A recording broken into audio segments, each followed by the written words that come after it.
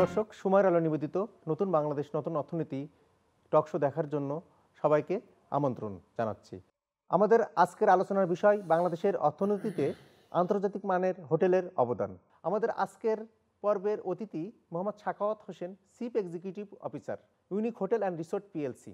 আলোচনা শুরুর আগেই এই বিষয় নিয়ে একটা তথ্যচিত্র দেখে নিই।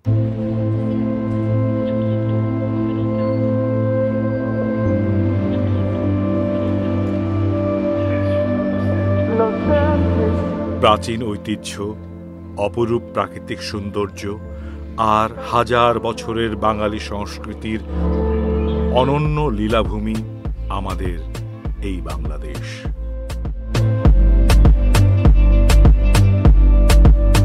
তবুও নানা চড়াই উতরাই পেরিয়ে আজ বিশ্ব দরবারে মাথা উঁচু করে দাঁড়িয়ে আছে আমাদের প্রিয় মাতৃভূমি বাংলাদেশ।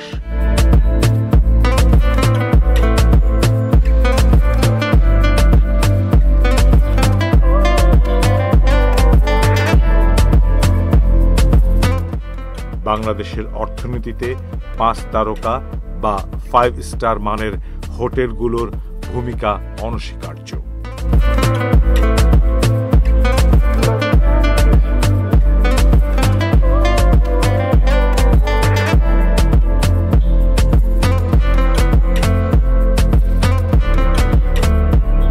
কেননা 5 তারকা বা 5 স্টার মানের হোটেলগুলোতে বিদেশি মেহমান বা পর্যটকেরা বৈদেশিক মুদ্রা আমাদের দেশের অর্থনীতিতে যোগ করে নতুন মাত্রা এনে দিয়েছেন।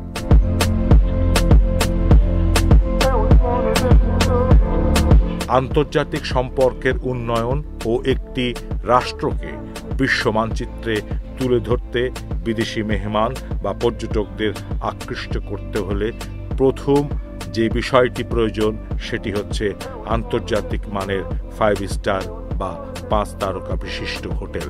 রাজধানীর অন্যতম একটি 5 স্টার বা 5 তারকা মানের হোটেল হচ্ছে রাজধানীর অভিজাত এলাকা গুলশানের হোটেল ওয়েস্টিন ঢাকা এবং বনানীতে হোটেল শেরাটন ঢাকা। শুধুমাত্র ওয়েস্টিন ঢাকা এবং শেরাটন ঢাকা থেকে প্রতি বছর প্রায় 300 কোটি টাকার রাজস্ব যোগ হচ্ছে বাংলাদেশের অর্থনীতিতে। ওয়েস্টিন ঢাকা এবং শেরাটন ঢাকা ইতিমধ্যে আন্তর্জাতিক মানের সেবা নিশ্চিত করে বিদেশি মেহমান ও পর্যটকদের আস্থা অর্জন করতে সক্ষম হয়েছে। গুলশানের অভিজাত এলাকায় অত্যন্ত দৃষ্টিনন্দন ও উন্নত পরিবেশে আন্তর্জাতিক মানের সেবা নিশ্চিত ও অতিথিদের নিরাপত্তা নিশ্চিত করে গড়ে উঠেছে ওয়েস্টিন ঢাকা। 2007 সালে প্রতিষ্ঠিত হয়ে দ্য ওয়েস্টিন ঢাকা অদ্যাবধি আন্তর্জাতিক পরিমণ্ডলে বিদেশি মেহমান ও পর্যটকদের মাঝে ব্যাপক সুনাম অর্জন করেছে। ওয়েস্টিন ঢাকার স্টাফ কর্মকর্তা কর্মচারীরা উন্নত প্রশিক্ষণের মাধ্যমে আন্তর্জাতিক মানের সেবায় তারা প্রতিশ্রুতিবদ্ধ। অতিথিদের সুরক্ষিত নিরাপত্তা এবং ট্রাভেলিং এর জন্য রয়েছে নিজস্ব সুব্যবস্থা। এছাড়াও দেশি বিদেশি স্বনামধন্য শেফের মাধ্যমে খাবারের গুণগত মানের রয়েছে শতভাগ নিশ্চয়।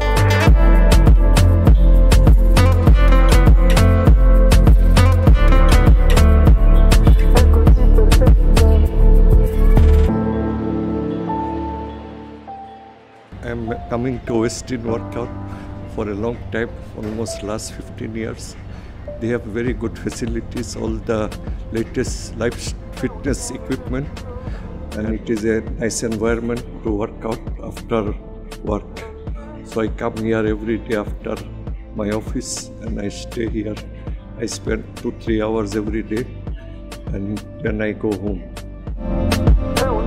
পর্যটন শিল্পের সাথে সংশ্লিষ্ট ব্যক্তিরা মনে করেছেন সরকার যদি এই আন্তর্জাতিক মানের 5 স্টার বা 5 তারকা হোটেলগুলোর প্রতি সুদৃষ্টি দেয় তাহলে এই শিল্প থেকে প্রতি বছর হাজার হাজার কোটি টাকা বৈদেশিক মুদ্রা আয় করা সম্ভব, যা বাংলাদেশের অর্থনীতিতে এক নতুন মাত্রা যোগ হবে। এছাড়াও 5 তারকা বা 5 স্টার অর্থাৎ আন্তর্জাতিক মানের হোটেলগুলো শুধুমাত্র রাজধানী কেন্দ্রিক গড়ে না তুলে বাংলাদেশের বিভিন্ন পর্যটন কেন্দ্রগুলোতে আন্তর্জাতিক মানের 5 স্টার বা 5 তারকা হোটেল নির্মাণ করে দেশের পর্যটন কেন্দ্রগুলোকে আন্তর্জাতিক মানের পর্যটক বান্ধব পরিবেশ তৈরি করতে পারলে দেশের অর্থনীতি আরও সমৃদ্ধ হতে পারে।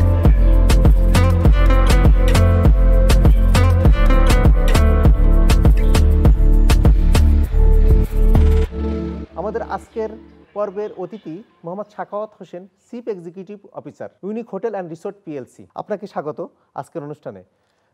সাখাওয়াত হোসেন, যে হোটেল শিল্প বাংলাদেশের অর্থনীতিতে কি ভূমিকা রাখছে? হোটেল হলো বাংলাদেশের এমন একটা শিল্প যেটা এদেশের অর্থনীতিতে বৈদেশিক মুদ্রা অর্জনে ভূমিকা রাখছে। মোটা দাগে যদি বলি, বৈদেশিক মুদ্রা অর্জনে ভূমিকা রাখছে, এদেশের কর্মসংস্থানের অবদান রাখছে এবং এদেশের যে মানি সার্কুলেশন, মানে ইকোনমির স্বাস্থ্য, যেটা ফিনান্সিয়াল ইকোনমি, এটাকে ঠিক করে রাখার জন্য বিশেষ ভূমিকা রাখছে। তো যদি বলি যে কীভাবে ফরেন কারেন্সি নিয়ে আসছে, যেমন ধরেন আপনি হোটেল ওয়েস্টিন এবং শেরাটন অথবা অন্য 5 স্টার হোটেলগুলোর কথা যদি বলেন, এখানে বিদেশি অতিথিদের পার্সেন্টেজ হলো 99%, এবং যে 1% আছেন, ওই 1% হলো এনআরবি অথবা বাংলাদেশি যারা বিদেশে থাকেন বা বাংলাদেশি আমেরিকান এরকম। যদিও বাংলাদেশি টাকায় ওই টাকাটা আমরা চার্জ করি, তারপরেও উনি ক্রেডিট কার্ডে দেখ আর যেভাবে টাকাটা দেখ, এটা বিদেশ থেকে রেমিট হয়ে আমাদের দেশে আসে, তার মানে এটা একটা রেমিটেন্স হয়। আরেকটা হলো কর্মসংস্থান। কর্মসংস্থানের ব্যাপারে আপনি দেখবেন যে বাংলাদেশে কোয়ালিটি জব আমরা করি। কোয়ালিটি জব মানে হলো, আপনি যদি খেয়াল করে দেখেন যে এই দেশে উচ্চ মানের যেই চাকরিটা আমরা বুঝাই, যেখানে ধরেন একজন লোক তার ক্যারিয়ার স্যাটিসফ্যাকশন থেকে শুরু করে এবং তার যে একটা মেইনলি তার সিএনবি বলি আমরা, কম্পেনসেশন অ্যান্ড বেনিফিট, তার পরিবেশটা কীরকম এবং তিনি কাকে সার্ভ করেন এবং তিনি কি পরিবেশে নিজেকে গ্রো আপ করছেন, এরকম একটা কোয়ালিটি জব আমরা দিচ্ছি, যেটা দেশে বিদেশে সব জায়গায় একই ভ্যালিউ, এবং বাংলাদেশে চাকরি করলে যে ভ্যালিউ, পৃথিবীর যেখানে চাকরি করবেন একই ভ্যালিউ। আর হলো টোটাল যে মানি সার্কুলেশন, এটা খুবই একটা ইম্পর্টেন্ট। যেমন ধরেন ইকোনমিতে এটা বিশাল অবদান রাখছে। ফরেন কারেন্সি হোক আর লোকাল কারেন্সিতে যদি পেমেন্ট হয়, আমাদের ফুড অ্যান্ড বেভারেজে যে অংশটা, সেটাও যদি হয়, তাহলে অর্থনীতিতে দারুণ ভূমিকা রাখছে। ধরেন একজন লোক আমাদের দেশে, আমরা যে বিদেশে কর্মী পাঠাই, তারা সৌদি আরব বা অন্যান্য দেশে গিয়ে $1000 ইনকাম করতে পারে না, কিন্তু আমাদের দেশের পার্মানেন্টলি যদি কেউ ঢুকতে পারে একটা পার্মানেন্ট পজিশনে একটা 5 স্টার হোটেলে, তাহলে সে কমপক্ষে 50,000 প্লাস টাকা বেতন পায়। তো এইটা দিয়ে যদি সে স্টার্ট করতে পারে, যদিও এর আগে তাকে ট্রেনিং করতে হবে, তাকে অন্যান্য অনেক পথ পাড়ি দিয়ে আসতে হবে, কিন্তু once he earns this, he will grow like anything. এখানে আবার সরকারি চাকরির মতো ওরকম যে সিনিয়রের উপরে যাওয়া যাবে না, এই ব্যাচ পাস না করলে আরেক ব্যাচ যাওয়া যাবে না, এরকম না। এখানে পারফরমেন্স, ফুললি পারফরমেন্স বেস, আপনি যে পারফর্ম ভালো করতে পারবে সে আগে যাবে। এবং আজকে যদি কেউ অফিসার নাও থাকে, যদি কেউ অ্যাসোসিয়েট লেভেলে কাজ করে, কালকে সে অফিসার হয়ে যাবে, পিওরলি পারফরমেন্স বেস। সো আর এই ইন্ডাস্ট্রিতে আরেকটা সুবিধা যেটা হলো যে আমরা বিদেশে আমাদের লোক যেতে পারে। আপনি ধরেন নন স্কিল্ড লোক আমরা বিদেশে পাঠাই, সেক্ষেত্রে যদি হসপিটালিটি জানা বা হোটেলে কাজ জানা লোক যদি আমরা বিদেশে পাঠাতে পারি, এখানে যারা নন স্কিল্ড তাদের 10 জন যে আর্ন করতে পারবে, স্কিল্ড একজন গিয়ে সে আর্নটা করতে পারবে। সো দিস ইজ হাউ এই হোটেলের চাকরিটা বা হোটেলের এমপ্লয়মেন্টটা টোটাল হসপিটালিটিতে এই ইকোনমিতে ভূমিকা রাখে। বিদেশি পর্যটকদেরকে সেবা দেওয়ার জন্য বাংলাদেশের হোটেলগুলোকে, অভিজাত হোটেলগুলো কতটুকু আন্তর্জাতিক মানের? বাংলাদেশের 2 ধরনের 5 স্টার হোটেল বা 2 ধরনের আন্তর্জাতিক মানের হোটেল আছে। এক ধরনের আন্তর্জাতিক মানের হোটেল হলো যারা ইন্টারন্যাশনাল চেইনের সাথে আছে, হোটেল চেইনগুলো, যেমন ধরেন ম্যারিয়ট ইন্টারন্যাশনাল, ইন্টারকন্টিনেন্টাল, আপনার হায়াত, যেসব হোটেলগুলো বাংলাদেশে আছে। তো ম্যারিয়টের হোটেল বাংলাদেশে কি আছে? ওয়েস্টিন, শেরাটন, লা মেরিডিয়ান এরা। ইন্টারকন্টিনেন্টালে আছে Crowne Plaza, intercontinental, holiday in এরা, এবং এখন হায়াত প্যালেস এবং হায়াত গ্র্যান্ড হায়াত, হায়াত রিজেন্সি, এরা বাংলাদেশে আসছে। এই যে চেইন হোটেলগুলো, এরা নিশ্চিতভাবে আন্তর্জাতিক মানের হতে হয়। এখানে কোনো ইফ বাট নেই, কোনো আপনি কমপ্লায়েন্সের কোনো বরখেলাপ করতে পারবেন না। সার্ভিসে যা দেয়ার তাই দিতে হবে। এটা আপনার ব্যবসা কি হবে না হবে তার উপরে যেমন নির্ভর করে, তার চেয়ে বড় কিছু নির্ভর করে যে কমপ্লায়েন্স এবং আন্তর্জাতিক মানটা ধরে রাখা। আরেক ধরনের আন্তর্জাতিক হোটেল আমাদের দেশে আছে, যেমন ধরেন হোটেল সেরিনা, হোটেল রিজেন্সি, এরা 5 স্টার হোটেল। তো এদের হলো মানে স্ট্যান্ড অ্যালোন 5 স্টার, এরা বাংলাদেশি 5 স্টার হোটেল। যেমন বিদেশে আপনি যদি আমাদের পাশের দেশে খেয়াল করেন, লীলা হোটেল আছে, তারা কিন্তু অনেক ব্রাঞ্চ করেছে। যেমন তাজ হোটেল, তারা কিন্তু এখন আন্তর্জাতিক মানে বিভিন্ন দেশে হোটেল করছে, কিন্তু এটা Indian, purely Indian brand. So আমাদের দেশি ব্র্যান্ডের মধ্যে আন্তর্জাতিক মানসম্পন্ন রিজেন্সি এবং সেরিনা হোটেল। তো এদের যদিও ইন্টারন্যাশনাল অ্যাফিলিয়েশন নেই, তারপরও তারা ওই মানটা ধরে রাখছে। আমি বলবো যে যারা 5 স্টার হোটেল, 4 স্টার হোটেল বা 3 স্টার হোটেল, এই জাতীয় হোটেল, তারা নিশ্চিতভাবে মান নিয়ন্ত্রণ করে এবং কাস্টমারের যে স্যাটিসফ্যাকশন এটা নিশ্চিত করে। এখানে আসলে কাস্টমারের স্যাটিসফ্যাকশনের পেছনেও কিছু ব্যাপার আছে, যেমন ধরেন হাইজিন মেনটেন করা, যেটা আপনি দেখবেন না, ফুড হাইজিন, ফুড সেফটি। কারণ আমরা যা খাই তাই এটা আমাদের শরীরে প্রভাব ফেলে এবং এতে করে আমাদের বিভিন্ন ভালো কিছু যেমন হবে, রোগ ব্যাধিও হতে পারে। So strictly food hygiene, food safety এগুলো মেনটেন করা এবং হাইজিন ইন দ্য রুম এবং টোটাল ক্লিনলিনেস, মেনটেনেন্স, সিকিউরিটি ইত্যাদি যেভাবে আন্তর্জাতিকভাবে করা সেভাবেই মেনটেন করতে হয়। কারণ আপনি যদি আজকে ওয়েস্টিন ঢাকাতে চেক ইন করেন, আপনি ওয়েস্টিন টোকিওতে চেক ইন করেন আর ওয়েস্টিন নিউ ইয়র্কে চেক ইন করেন, একই প্রসিডিওর, একই অ্যামিনিটিস ইন দ্য রুম, খালি সার্ভিসের মানুষটা ভিন্ন, কিন্তু এরা আন্তর্জাতিকভাবে ট্রেন্ড এবং ট্রেনিংটা এমনভাবে হয় যে বিদেশ আর দেশ কাস্টমার যেন কোনো তফাৎটা না বুঝতে পারে, এভাবেই সার্ভিসটা দেওয়া হয়। এবং এই ইকোনমিতে যেহেতু অনেক বিনিয়োগ আসার সম্ভাবনা, সেখানে 5 স্টার হোটেল এবং ইকোনমিতে এদের অবদান রাখার সম্ভাবনা অনেক বেশি। তো তাদের কাছে সব থেকে বড় বিষয়টা হলো যে আপনার নিরাপত্তাটা। যদি একটা দেশে রাজনৈতিক অস্থিতিশীলতা থাকে, তারা নিরাপত্তা বোধ করে না। তখন আপনাদের এটা কি, মানে নিরাপত্তার বিষয়টা আপনারা কিভাবে নিশ্চিত করেন? আনসার্টেনিটি যখন থাকে একটা অর্থনীতিতে, একটা দেশে, তখন তো তারা মাঝে মাঝে তাদের কাজে আসতে হয়, কান্ট্রি টু কান্ট্রি একটা সম্পর্ক খাতিরে তাদেরকে আসতেই হয়। কিভাবে আপনারা এটা নিশ্চিত করেন?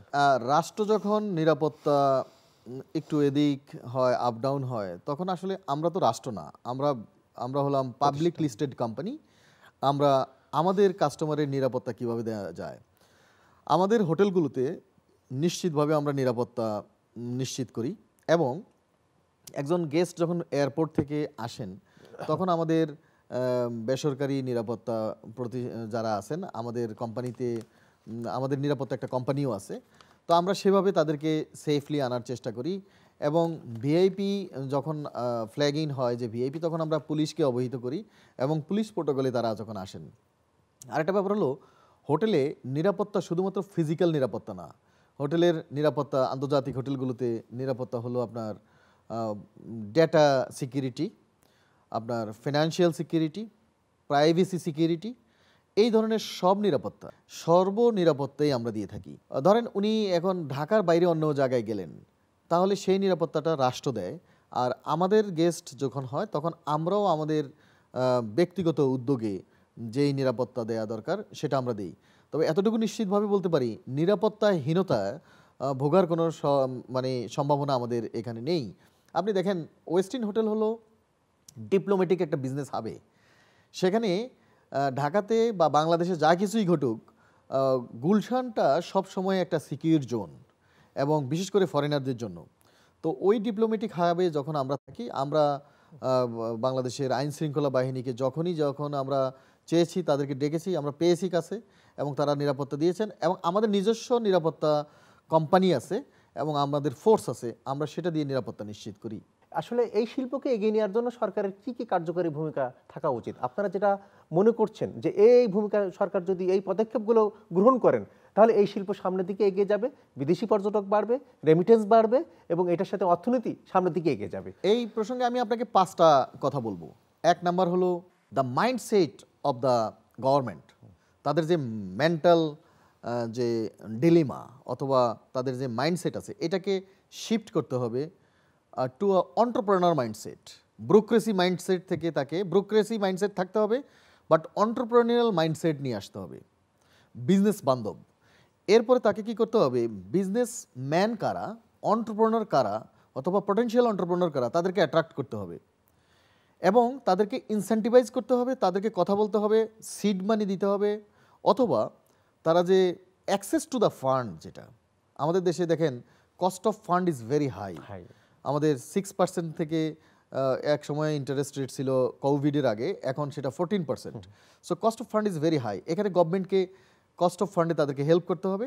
ইন্টারেস্ট রেট কৃষিতে, এগ্রিকালচারে যেরকম আপনি কমিয়ে দিয়েছেন সেরকম কমাতে হবে। বাংলাদেশে এই ট্যুরিজম একটা শিল্প, 1999 সালে এটাকে শিল্প ঘোষণা করা হয়। এই শিল্পের আলোকে আপনাকে একজন উদ্যোক্তাকে হেল্প করতে হবে, নাম্বার 1। নাম্বার 2 হলো ওই উদ্যোক্তাকে, যে যখন তিনি বিদেশ থেকে ইম্পোর্ট করবেন মাল, কারণ বাংলাদেশে তো সব হচ্ছে না, বাংলাদেশে একটা স্ট্রাকচার করানো যায়, কিন্তু এখনও ধরেন টিভি লাগবে, এটা ইম্পোর্ট করতে হয়, আমি করি আর অন্য কোম্পানি করুক, যেই করুক, এবং ভিতরে যে ইনফ্রাস্ট্রাকচার আমরা বলি fixed furniture and equipment, FF&E, অথবা OS&E বলি আমরা, অপারেটিং সাপ্লাইজ অ্যান্ড ইকুইপমেন্ট, এগুলো কিন্তু বাংলাদেশে নেই। বাংলাদেশে এখনও ওই কালচারটা আসেনি। তো বিদেশ থেকে যখন আনতে হবে, আগে এটাতে কম ডিউটি ছিল। আপনি বলছেন অ্যাসেম্বলিং কালচার? নো, এটা হলো অ্যাসেম্বলিং, এবং একটা 5 স্টার হোটেল করতে অথবা হসপিটালিটি একটা হোটেল বানাতে যা কিছু ইন্টেরিয়র লাগে, interior is not a normal interior, এবং ইভেন ফার্নিচার থেকে আরম্ভ করে সব কিছু আপনাকে ইম্পোর্ট করতে হয়। সেখানে গভর্নমেন্ট কী করেছে, ইম্পোর্ট ডিউটি বাড়িয়ে দিয়েছে। তো এটা বিগত সরকারে বাড়িয়েছে, আগে ছিল 20% to 30%, এটা এখন 200% অ্যাভারেজ। এই ডিউটিটাকে কমাতে হবে, নইলে কেউ এখানে এত বিনিয়োগ করে আপনার ওই রিটার্ন অফ ইনভেস্টমেন্ট যদি ঠিকমতো না পায়, সে কিন্তু বিনিয়োগ করবে না। নাম্বার 2 গেল। নাম্বার 3 হলো যখন অপারেশন স্টার্ট হয় তখন অনেক আইটেম আছে, যেমন ধরেন আপনার স্যামন ফিশ, আপনার beef, wagyu beef, Angus beef, এবং বিফের অনেক আইটেম আছে যেগুলো বিদেশ থেকে ইম্পোর্টটা আমাদের গভর্নমেন্ট নিষেধ করে রাখছে, সেগুলোকে ইম্পোর্ট দিয়ে দিতে হবে ইজিলি, এবং সেখানে ডিউটি কমিয়ে দিতে হবে। এবং আমরা কিছু হার্ড ড্রিঙ্ক, যেগুলো অ্যালকোহলিক ড্রিঙ্ক ইম্পোর্ট করে, সেখানে ডিউটি অনেক বেশি। বিদেশিদেরকে যদি আপনাকে অ্যাট্রাক্ট করতে হয়, সেখানে আপনার ডিউটি কমাতে হবে। আপনার ওয়াটার, ইভেন ইভিয়ান, পেরিয়ার, এগুলোতে অনেক ডিউটি কমাতে হবে। 4 নম্বর হলো বাংলাদেশকে এগ্রিকালচার, ফিশারিজ এবং আপনার লাইভ স্টকে স্বয়ংসম্পূর্ণ করতে হবে। তাহলে আপনি আমদানি নির্ভরতা কমবে। যেমন ধরেন আমাদের দেশে স্ট্রবেরি হয়, সেই স্ট্রবেরিটা কিন্তু এখনো বিদেশিদেরকে খাওয়ানোর মতো ওরকম হচ্ছে না। আমাদের দেশে অন্যান্য ফ্রুটসের মধ্যে ড্রাগন হয়, খুব ভালো ড্রাগন হয়, কিন্তু ড্রাগন আপনি খেলেই বুঝবেন যে বিদেশি ড্রাগন এটার মধ্যে পার্থক্য। আমাদের দেশে যে আপনার অন্যান্য ফ্রুটসগুলো, এগুলো কিন্তু বিদেশিদের ওরকম দৃষ্টি এখন আকর্ষণ করতে পারেনি। সুতরাং আমাদেরকে কী করতে হবে, এগ্রিকালচার মিনিস্ট্রিকে এঙ্গেজ করে ওই লেভেলের ফুড এবং বেভারেজ এগুলো করতে হবে, এবং ভেজিটেবল অ্যান্ড ফ্রুটস আমাদের নিজেরা গ্রো করতে হবে। এবং আমাদের দেশে অন্যান্য যে চিকেন অ্যান্ড ফার্মিং যেগুলো আছে, এগুলোকে আরও 5 স্টার কোয়ালিটির করতে হবে। তাহলে এটা খুব ভালো হবে। সমস্ত লাইভ স্টক বলেন, এগ্রিকালচারাল প্রোডাক্ট বলেন, সমস্ত সাবসিডির বিষয় আছে, এগুলোকে বাড়িয়ে দিতে হবে সরকারকে, এটাই আপনি আসলে বলতে চাচ্ছেন? আমি এখানে বলতে চাচ্ছি আরও 2টা যেটা রয়ে গেছে, সেটা হলো আমাদের quality man power. Government quality man power ready করা লাগবে, এন্ট্রি লেভেল না, শুধু মিড লেভেল এবং আপার লেভেলে। আমরা যেমন বিদেশে 100 জন লোক পাঠাই, আর বিদেশে থেকে একজন এসে এই দেশেও এই 100 জনের চেয়ে বেশি বেতন নিয়ে ফরেন রেমিটেন্স চলে যায়। সো আমাদেরকে এই জিনিসটাও খেয়াল করতে হবে, এবং আমাদেরকে সবচেয়ে বড় জিনিসটা খেয়াল করতে হবে, এই শিল্পকে বাঁচিয়ে রাখার জন্য right man should be in the right place. যে এটা কিন্তু একটা technical industry, it is not a common sense industry যে আপনি কমন সেন্স দিয়ে লিডারশিপ দিয়ে চালাবেন। Leadership is always important and necessary, but technical লোকও দরকার। এবং এই ইন্ডাস্ট্রির প্র্যাকটিশনার যারা অ্যাকাডেমিশিয়ান অলসো, এবং যারা জার্নালিস্ট এবং মিডিয়াম্যান, তাদের সবাইকে নিয়ে কোলাবোরেটলি এই ইন্ডাস্ট্রিকে বাঁচিয়ে তুলতে হবে, রাইট ম্যানকে রাইট জায়গায় দিতে হবে। তাহলে হবে কি, ইন্ডাস্ট্রিটা আগাবে, নইলে আগাবে না। আমি আপনাকে এই প্রসঙ্গে বলতে পারি, আমাদের যে নতুন রিফরমেশন আসছে, সেখানে 27টি মন্ত্রণালয়ের কথা বলছে। ট্যুরিজম মন্ত্রণালয়কে নৌ পরিবহন মন্ত্রণালয়ের সাথে দিয়ে এখানে বলেছে যে নৌ পরিবহন আর ট্যুরিজম একত্রিত করে একটা মিনিস্ট্রি হবে। সেই মিনিস্ট্রিটার নাম কি দিয়েছে জানেন? সেটার নাম প্রস্তাবনা। সেটার প্রস্তাবিত নাম হলো নৌ পরিবহন ও অসামরিক বিমান চলাচল। ট্যুরিজম কথা নেই তো। ট্যুরিজম যেখানে সারা পৃথিবীর একটা ক্রেজ, যেখানে ইউএন ট্যুরিজম আছে, যেখানে শ্রীলঙ্কা এই তাদের ভালনারেবল অবস্থা থেকে ট্যুরিজম দিয়ে উঠে গেছে, ব্যাংকক ট্যুরিজম দিয়ে চলে, মালদ্বীপ ট্যুরিজম দিয়ে চলে, পৃথিবীর বড় বড়, ইভেন আমেরিকার ট্যুরিজমে হিউজ ইনকাম, আর আমরা ট্যুরিজম মিনিস্ট্রিকে ভুলে গেছি। এবং এই ধরনের প্রস্তাবনা কি করে দিতে পারি, এবং কারা এই কমিটির প্রধান, কারা এই কমিটি করে, তাদের কি ধরনের চিন্তাভাবনা, আমি বলবো না তাদের নলেজ নেই, তাদের সব আছে, কিন্তু ফোকাসটা নেই, এবং তারা বুঝে না ট্যুরিজম নিয়ে যে ধরনের তার জ্ঞান থাকা দরকার, যেই ধরনের তার অ্যাটমসফিয়ার থাকা দরকার যে ট্যুরিজমটা কি, এবং এটা গ্রাউন্ডে আমরা যারা কাজ করি, আমরা যারা প্র্যাকটিশনার, এই ইন্ডাস্ট্রিতে যারা বিজনেসম্যান, যারা অন্টারপ্রেনার, তাদেরকে ইনভলভ করতে হবে এইসব পলিসি মেকিংয়ে, নইলে তো আপনি সফলতা পাবেন না। দেখেন, আপনি এসি রুমে বসে একটা আইন করে দিবেন আর আপনি মনে করবেন ওই ট্যুর গাইড ওই আইনটা মানবে, এটা হবে না। ট্যুর গাইডকে আপনাকে জিজ্ঞেস করতে হবে কী করলে ট্যুর গাইড আরও বেশি হবে, then tourism will be progress in this country. এটা আমি বলতে চাই। আরেকটা আমাদের প্রবলেম হলো কি, ট্যুরিজম মিনিস্ট্রি চেষ্টা করছে না তা না, ট্যুরিজম বোর্ড চেষ্টা করছে, ট্যুরিজম বোর্ডের যিনি সিইও উনি অনেক চেষ্টা করছেন, ট্যুরিজম মিনিস্ট্রিতে যারা সেক্রেটারি এসেছেন তারা সবসময় চেষ্টা করছেন। কিন্তু প্রবলেমটা হলো কি, এই ট্যুরিজম মন্ত্রণালয়ের সাথে প্রায় 30টি মন্ত্রণালয় কাজ করতে হয় যৌথভাবে, ইন্টিগ্রেশন। এই ইন্টিগ্রেশনের জায়গায় গিয়ে আসলে কাজটা হচ্ছে না। যেমন ধরেন ফর এক্সাম্পল আমি বললাম কি agriculture ministry, live stock ministry, আমি বললাম এখানে স্পোর্টস মিনিস্ট্রি অলসো, স্পোর্টস ট্যুরিজমের জন্য আমি এখানে বললাম হোম মিনিস্ট্রির কথা, যেখানে নিরাপত্তার কথা। এইভাবে আপনি দেখেন প্রত্যেকটা মন্ত্রণালয় জড়িত, এবং ফরেন মিনিস্ট্রি যেখানে ধরেন আমাদের ট্যুর ইয়ে দিয়ে থাকে যে এই দেশে ব্যান করে রাখে যে বাংলাদেশে যেতে পারবো না, ফরেন মিনিস্ট্রি সেখানে বায়োলেটারাল ডিপ্লোম্যাটিক ডিসিশন নিয়ে এটাকে যে ঠিক করবে সেই ধরনের অ্যাপ্রোচ আমরা দেখি না। এবং অর্থ মন্ত্রণালয় তো জড়িত, অর্থ মন্ত্রণালয় বিশেষভাবে জড়িত। তো আপনার প্রত্যেকটা মন্ত্রণালয় প্রত্যক্ষ বা পরোক্ষভাবে এই মন্ত্রণালয়ের সাথে জড়িত, যার কারণে এই মন্ত্রণালয়টা আন্ডারডগ একটা মন্ত্রণালয় হয়ে গেছে, এটা লেস ফোকাসড মিনিস্ট্রি হয়ে গেছে। এবং দুঃখজনকভাবে এই মন্ত্রণালয়ে যত মিনিস্টাররা ছিলেন তারা কেউই এই মন্ত্রণালয়ের ওই রকম অভিজ্ঞতা সম্পন্ন কোনো কাজও করেননি, এবং এই মন্ত্রণালয় যারা স্টেক হোল্ডার বাইরে তাদের সাথে কথা বলে। ওয়েস্টিন এবং ঢাকা শেরাটন হোটেলের যে কার্যক্রম, যে কার্যপরিধি এবং আপনাদের যে সামনের পরিকল্পনা, এগুলো নিয়ে যদি কিছু বলেন। দেখেন, ওয়েস্টিন ঢাকা যখন বাংলাদেশে আসলো, আমাদের ওনার মিস্টার মোহাম্মদ নূর আলী, উনি একজন বীর মুক্তিযোদ্ধা, উনি একমাত্র সাহস করে বেসরকারি খাতে ফার্স্ট এই 5 স্টার হোটেল বাংলাদেশে আনেন। আপনি খেয়াল করে দেখেন, আগে ছিলেন আমাদের দেশে ছিল এক্স শেরাটন হোটেল শাহবাগে, এরপরে ছিল প্যান প্যাসিফিক হোটেল, তারপরে আন্তর্জাতিক মানের হোটেল হলো রেডিসন হোটেল, সেটাও আমাদের সেনা কল্যাণের হোটেল। বেসরকারি উদ্যোগে উনি প্রথম এই হোটেল যখন গুলশানে আনেন, সেই পুরো সারাউন্ডিংস পাল্টে গেছে। এখানে মাত্র একটা ছোট পরিসরের জায়গার মধ্যে হোটেল করে, এবং এখানে এত আন্তর্জাতিক মানের সেবা এবং এইভাবে সার্ভিস এবং প্রোডাক্ট রেডি করে দেওয়া হয়েছে, যেখানে আপনার অন্যান্য 5 স্টার হোটেল সরকারি যেগুলো আছে তারা দুইটা একত্রিত হয়েও আমাদের সমান আল্লাহ রহমতে রেভিনিউ করতে পারে না। এবং সেই আমরা যত রেভিনিউ করি গভর্নমেন্ট তত বেশি পায়। আমাদের গত বছরেও আমরা প্রায় 70 কোটি টাকার বেশি আমরা গভর্নমেন্টকে ভ্যাট ট্যাক্স দিয়েছি। আমাদের শেরাটন হোটেল ফুল প্লেজেডে যদি চালু হয়ে যায়, এটা 100 কোটি টাকার বেশি আমরা গভর্নমেন্টকে দিতে পারবো। তার মানে কি বুঝলেন? এই যে 100-150 কোটি টাকা এবং আমরা এই ইউনিক হোটেল থেকে আমরা দিব আমরা বলছি, তার মানে হলো এটা শুধুমাত্র ভ্যাট ট্যাক্স। এখানে যে কোয়ালিটি জব, আমাদের প্রায় 1500 এমপ্লয়ি আছে 2 হোটেলে, এবং এরা সবাই কোয়ালিটি চাকরি করছেন। এদের যে অবদান ইকোনমিতে, এদের পরিবারের যে আপব্রিঙ্গিংটা, এটা অন্যরকম একটা ব্যাপার, এবং টোটাল লোকালিটিটা চেঞ্জ হয়ে গেছে বাংলাদেশের 5 স্টার হোটেলের কারণে। তো আমি বলবো এই ধরনের শিল্পকে বাঁচিয়ে রাখার জন্য গভর্নমেন্টের তরফ থেকে উদ্যোগ নিতে হবে, এটা ফ্রুটফুল উদ্যোগ। ওনারা আমরা এসব কথা বললে তারা একটা সেমিনার করে, তারা একটা টক শোর মতো এখানে আয়োজন করে, একটা ডিসকাশন করে, এগুলো কিছু না। আপনার সবচেয়ে বড় হলো action Tux louder than your words. We have to go in action. মানুষ কিন্তু অ্যাকশনে বিশ্বাস করে। দেখেন আজকে রাজনীতিতে এরকম হলো কেন? সবাই কথায় ফাস্ট, কাজে যে ফাস্ট তাকে আমাদের দরকার। আসলে এদেশের উদ্যোক্তারা যারা, এদেশের ব্যবসায়ী যারা, এদেশের ইন্ডাস্ট্রি এক্সপার্ট যারা, তাদেরকে নিয়ে ইনভলভ করে যদি কিছু সরকার চিন্তা করে, তাহলে কেবল এই ইন্ডাস্ট্রি সামনের দিকে যাবে। এবং এই ধরনের লোককে গভর্নমেন্টের বিভিন্ন জায়গায় এঙ্গেজ করতে হবে, শীর্ষ পদে এঙ্গেজ করতে হবে। এঙ্গেজ করলে হবে কি, যারা পুরো জিনিসটা জানেন। এই ধরনের ইন্ডাস্ট্রিকে আপনার লাগবে একজন দক্ষ লোক যে কিনা পুরো জিনিসটাকে চালাবে, তাইলে ভালো হবে। তো আমি বলবো সর্বশেষে, ওয়েস্টিন ঢাকা, শেরাটন ঢাকা বাংলাদেশের ইকোনমির জন্য বিরাট ভূমিকা রাখছে, এবং আমাদের আরও হোটেল আসতেছে।